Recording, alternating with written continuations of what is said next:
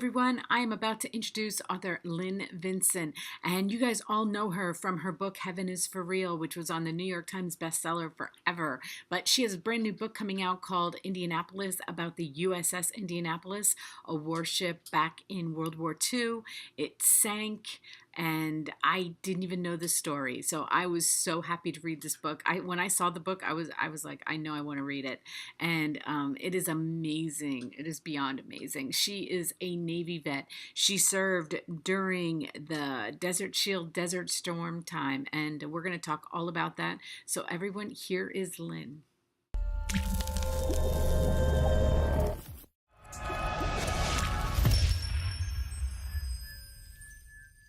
Hi, everyone. I am so excited because I am speaking with author Lynn Vincent about her brand new book, and this is the long title. I'm going to do the long title. It's called Indianapolis, the true story of the worst sea disaster in U.S. naval history and the 50-year fight to exonerate an innocent man. And I love this book so much. I feel so privileged to have read it. Thank you, Lynn. Thanks for talking with me. Oh, thanks for having me. I am a history. Anybody who's listened to me, I love anything history. But when we're talking military history, when I saw the cover of this book, I saw it on Barnes and Noble, and I was like, oh my gosh, I have to read this book. And then I emailed you, and you said yes, and I was like, oh my God, I'm so excited. She's going to talk to me about this. This is one of those rare covers that it was the first rendering, and everybody said, yes, that's it. Because a lot of times there's a lot of back and forth about covers. This is one of two covers that I've ever seen where everybody just said, oh, thumbs up, that's the one. Oh, it is absolutely, I love the colors, and, it's going to be, I'm not holding a hardback, but I can only imagine how beautiful it is going to look in hardback. Well, it is a very beautiful book. Simon & Schuster did a fantastic job. There are beautiful end papers, two separate 8-page photo sections, and a lot of helpful charts and illustrations. So yes. I think that visually there's a lot of good stuff to accompany the story itself. Yeah, and I was just thinking today when for some reason it occurred to me that, I get to talk to a Navy vet. It's 4th of July week. This isn't coming out until next week when the book comes out, but I was like, oh, that is so perfect. It's so perfect because it means so much. And, my heart, I've been a military wife. I am the mom of 2 military sons. So, it means a lot to me. And we have, both my husband and I are Navy vets. He's a retired senior chief. I got out after 8 years, and our son now is currently on active duty, and he serves on the destroyer USS Truxtun out in Norfolk. But some people don't know this, but in World War II, the Navy did not require sailors to know how to swim. And as a direct result of the sinking of USS Indianapolis, they changed that requirement, and there is now a swimming pool called the USS Indianapolis Combat Training Pool at the Recruit Training Center in Great Lakes, Illinois. And our son recently completed, 3 years. He's been in for 3 years, but I think it's kind of an interesting full circle thing that he did his combat swimming training in that pool while I was working on this book. Wow. That is crazy. And you want to know something interesting is I was living on Andrews Air Force Base during Desert Storm and Desert Shield, and I was pregnant with my daughter, and they closed down the hospital. So I then had to drive to Pennsylvania from Washington, D.C. to give birth to her because they just closed it down. They sent all medical personnel to Desert Storm. So I always call her my Desert Storm baby. Very inconvenient if you happen to go into labor en route. Yeah. Well, you know what? I just ended up staying up here my last 2 weeks up in Pennsylvania because I didn't want to risk driving and being in labor. Yeah, that makes sense. Yeah, but it was, it was a scary time to live on Andrews, I have to tell you, because of the security. Getting on and off base was not fun. But it was, I look back with very fond memories of that time. So But, we could talk military like all day because we both have so many connections. And, my sons are not in the Navy. I have an Army and a Marine vet, but the Marines are kind of a part of the Navy. So I guess we could call him sort of a part of the Navy. So Absolutely. but they did not. My ex-husband was on the USS Coral Sea for a very long time. So, but my sons did not do that. My one son did serve in Iraq, but he is now a vet too. So anyway, it was when I saw this, I was like, yes, I want to know this story. And what a story. I mean, I had no idea, and I have been watching YouTube nonstop for the past 48 hours about this. And if anybody wants to go on YouTube and look up Indianapolis, you too can watch videos nonstop about this. And movies. I didn't watch any of the movies, but I watched YouTube. I wanted to hear the people who had survived, and there are so many videos of survivors, and it was fascinating to hear their story. And so, how did you come across this story or decide that this is what you wanted to write about?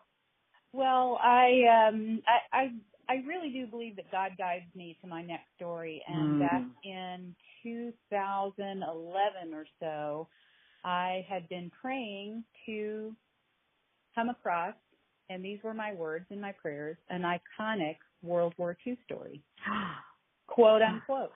And then out of the blue, a young lady named Sarah Vladek contacted me, and Sarah is a filmmaker and a screenwriter, and she had actually become involved with the USS Indianapolis survivors in 2001, and in 2005 she began interviewing them, and so ultimately she interviewed about almost 100 survivors, and she had been doing this for 7 or so, 6 years by the time she finished a screenplay, which she then pitched to HBO. And at that time, there were really only 2 series, and I can't remember when the HBO series The Pacific came out. Mm-hmm. But the gold standard for miniseries, as they were called at that time, was Band of Brothers. And when they read Sarah's screenplay, one of the executive vice presidents at HBO said, "Hey, this is the best thing we've seen since Band of Brothers. But we only make miniseries based on books." And, of course, that's not true now because there's, miniseries and limited series and event series all the time. But at that time, that was true. And so she's like, "Books? I don't write books. I write screenplays." So through an appearance that I had done at a reading group where we had a mutual friend, she reached out to me, and she was actually just looking to see if I knew a writer. And I really didn't, number one. And number two, I had been praying to write a story exactly like Indianapolis. And so we got to talking. And so we talked about it, we prayed about it, and we decided together to become partners. And that was in 2012. Now, I wasn't able, because of other obligations, to begin working on the book till 2014. So that was how I got connected with Sarah Vladek, who is my co-author on this book. And what a story this is. I mean, just for everybody who doesn't recognize your name, but I don't know how they couldn't. I mean, you were working on 2010 on Heaven is for Real, and which was an amazing book, then turned into a movie. So then when I saw that you were writing this, I was like, oh my gosh, I have to read the story. And it reads so well. Like, I mean, it is a great story, but without a great writer, it's just another story. But I'm telling everyone, this book reads beautifully. And I want to read the first line from the prologue, because I'm a quote person. And when I read this, because the military is near and dear to my heart, but my eyes teared up, and it says, "She was born from soil as American as the men who sailed her." And right there I was like, oh, what a beautiful line. I love that. What a way to start the book. Well, I really appreciate that. And one of the things that we do in Indianapolis is we begin with the ship and we end with the ship, which many of your listeners will know was found in 2017 after 72 years at one of the deepest parts of the ocean on Earth. It was found located at over 18,000 feet. So we begin the book with her construction and christening, and we end the book with her discovery. And in between is her epic journey. And we get throughout the book, what we try to do is explore the lives and personalities of the men who sailed Indianapolis, but we also try to personify the ship herself, because the men did. It wasn't that we're trying to, pull off some literary hat trick here. The men did. I mean, they really regarded her as an entity, as a being, and not just a hunk of steel. Yeah, like I said, just even watching the men talk about it, it was just, and of course they're all older on the YouTube videos and everything, but still, I mean, it was just, I couldn't stop. I just couldn't stop watching them, because you could see their heart talking about the ship and talking about the other men. But not only is this a book about the men and the survival and what happened, but really the book is talking about Captain McVeigh and his trial, which was fascinating because I knew nothing. It's one of those things that back you're like, oh, I kind of remember that, like that, one of those stories. And I thought you did such a beautiful job telling, describing exactly what happened. So, give everybody kind of the Cliff Note version of how that came about. Well, thank you. And I'll just roll the clock backward just a little bit for people who maybe, because we are seeing a lot of reader reviews from librarians and booksellers and so forth who subscribe to NetGalley. And it's kind of surprising sometimes that people without a military connection will say, I never heard of this before. I never knew about the USS Indianapolis. Well, Indianapolis was the flagship of the Pacific Fleet, and Admiral Raymond Spruance was the commander of the at-sea commander of the Pacific Fleet. And so for those people who have heard of the sinking of Indianapolis, which, as the subtitle says, is the greatest sea disaster in the history of the United States Navy, for even those people for decades have understood Indianapolis as a sinking story. But really, Indianapolis is also a victory story because Admiral Spruance was the architect of the Pacific War victory in World War II. And so that's what we do. We kind of chronicle the history of the ship and her 10 battle stars and her victories at Iwo Jima and Okinawa and other places. And we really start the story when she was struck by a kamikaze and 9 of her sailors were killed. Because if she hadn't been struck by that kamikaze and she hadn't had to go back to San Francisco for repairs, she might never have met the fate that she did.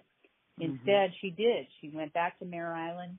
She went under repair, and 3 months later, she was the ship selected for the most highly classified naval mission of the war, and that was to deliver the components of Little Boy, the atomic bomb that struck Hiroshima, to Tinian Island.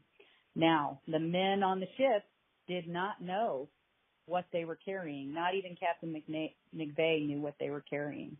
But to fast forwarding, they dropped the cargo, the secret cargo at Tinian Island. 4 days later, they sail from Guam, and they are struck by 2 torpedoes by the Japanese submarine I-58. About 300 men go down with the ship. A little under 900 go into the water alive. But the Navy doesn't know they're missing. And so those hundreds and hundreds of men languish in the open sea, 280 miles from the nearest land. They battle the sun. They battle dehydration. They battle sharks. Very famously, they battle sharks. They battle insanity. And finally, they battle each other. And very much by chance, on the 5th day, they spent 4 nights and 5 days in the water. I'm sorry, 5 nights and 4 days in the water. On that 4th day, they were very accidentally spotted by a passing plane. And 900, as I said, about 900 went into the water alive, and only 316 survived. So 3 out of every 4 crew members were killed. Well, after all this happened, despite everything the Navy could have done differently, they tried to hang it around McVeigh's neck.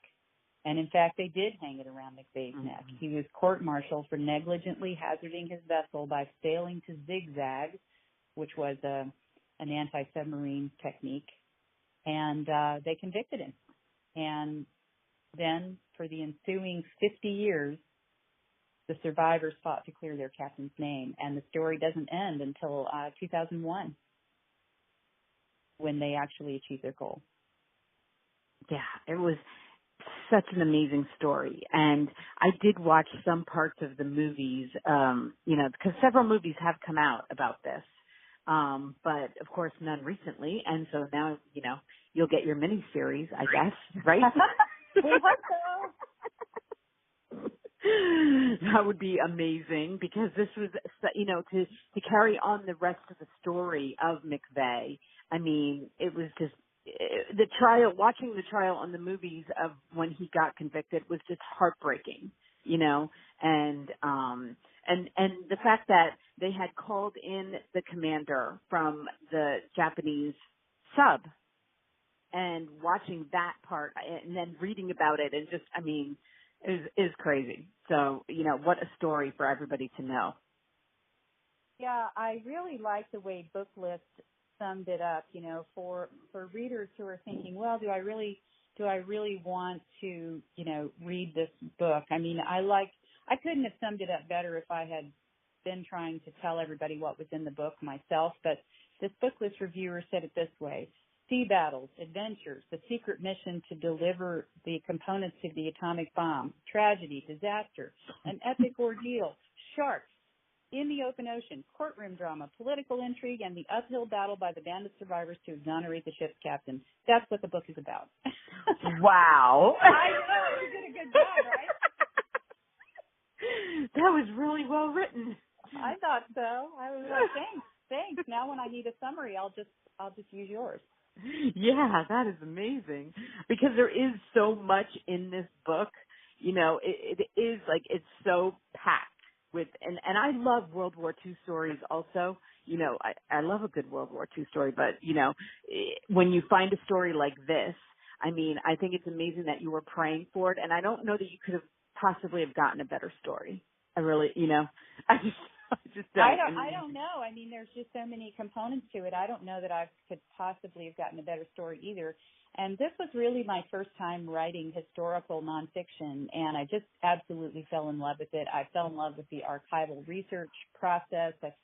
And one of the things that we tried really hard to do was sort of braid together a significant, serious history, but that was also populated with really vivid, living characters, that you were really we really tried to put readers in the midst of the scene rather than sort of, having a removed point of view of a narrator. Mm-hmm. So we're hoping that it's a serious history that's very accessible and maybe even reads like fiction, even though it's true. Yeah, absolutely. So, like I said, this book is coming out when we are airing this, and I know you have to do all kinds of, signings and press and everything, but are you working on another book right now? I am working on 2 books for Simon & Schuster. They won't be out for a couple of years, and they are a little bit of a departure for me, not narrative, but really kind of what you might consider big idea books. That I'll go with the second one first. The second one is called Supernatural. A journalist explores God, miracles, and the afterlife. So that could be pretty interesting. Yeah. And that's really not going to be like, evangelistic in nature. It's going to be like, okay, are there miracles or aren't there? Let's take a look. And then the other one is called Your Weakness is Your Strength. And this is just exploring the idea that within our humanity, we have weaknesses that there is a real power in overcoming and what that looks like, and really looking at that not only from a narrative perspective, but also from a scientific perspective. Oh, well, I can't wait. I definitely, it's kind of, I guess Heaven is for Real was kind of like, but except for it, like you said, it's more narrative, and, I love reading spiritual books, so I will be buying those when they come out. You know where to find me. Well, I like the joke, Your Weakness is Your Strength is the first book that I've ever been an expert on before I started, because I'm definitely an expert in weakness. Mm. So Well, I'm really, yeah. So that should be a fun journey. but not in writing. So No, thank you. definitely not. I want to tell everybody I'm going to have all of your links listed below this video, but go, even if you think I don't want to read another World War II story. I hear people say that all the time because I do read so much and they're like, another one? Okay, yes, you have to read this story because there are so many stories when it comes to World War II, and this story is so amazing, and it did read like fiction. It was beautiful, and it made me tear up, and it changed me, and I'm so happy that I got to read it. And the men changed me, just reading about the men and everything they went through. It's so heartwarming, and I just want to thank you for allowing me to read it and for talking with you. It was truly a blessing. Well, thank you so much, Michelle. And the book Yeah. comes out. The book comes out on July 10th. Yes, and this will be airing then. You're going to be able to, I'm going to have the Amazon link listed. All you got to do is hit the button. It will take you right to Amazon, and you know how that one button thing works over there because I use it all the time. So. Yeah. Amazon Prime is definitely losing money on me. I'm telling you. Yeah, so anyway, I will have all of the links and the Amazon link so you can buy it right away. And I wish you all the success with this, and I hope you have a very fun week. Thank you so much. Okay, talk to you soon. Thank you.